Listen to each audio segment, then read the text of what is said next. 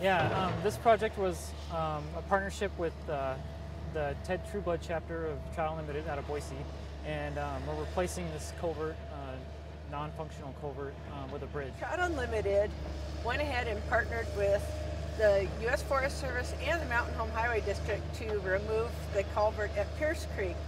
So I've been working with our local volunteer chapter. I'm a national staffer for Trout Unlimited, a restoration coordinator. So I worked with them to obtain the funding. We're able to get Resource Advisory Committee funding, $107,000 they gave us to do this project.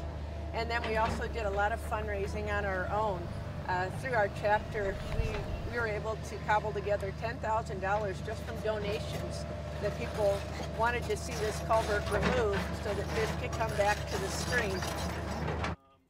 Pierce Creek is one of the few tributaries that are perennial streams on the lower South Fork of the Boise, and the fish that use this are primarily native red bands and stocked rainbow trout, and bull trout do use the South Fork of the Boise as a migratory corridor.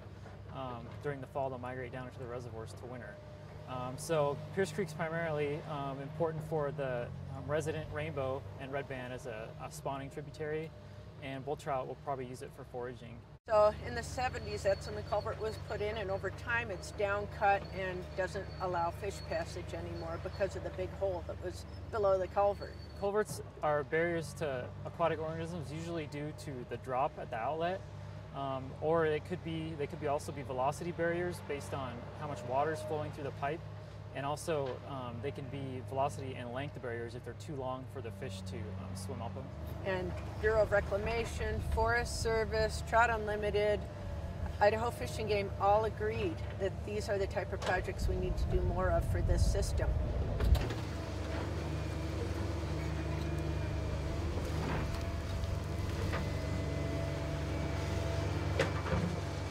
So there won't be any problems with either velocity barriers or anything associated with the culvert, because it'll be a bridge, so it'll be a natural bottom stream again, and we'll actually even put in step pools down below, because the down coating from the culvert has made it a pretty steep gradient down to the South Fork of the Boise. So we'll put in some step pools to help those fish to get back up there. Yeah, it'll just be a bridge with a natural stream simulation underneath of it. So before the bridge deck gets put on and the footings are in place, we'll use natural material to simulate the stream channel and make basically a natural continuous stream channel under the bridge.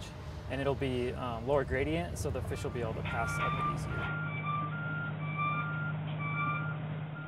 A really exciting day for everybody. This is a pretty monumental project for a volunteer chapter to take on. We bought a bridge. That was amazing in and of itself.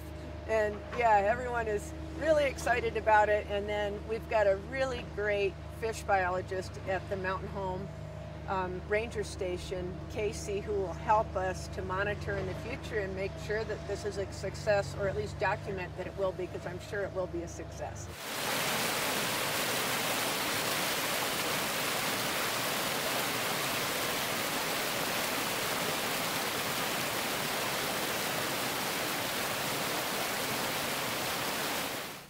Water that will support fish, it's 1.9 miles. It doesn't sound like a lot, but they don't need that much. They just need some side channel or tributary habitat to spawn. So the 1.9 miles is, the Forest Service was happy with this as a project, and so was Trout Unlimited.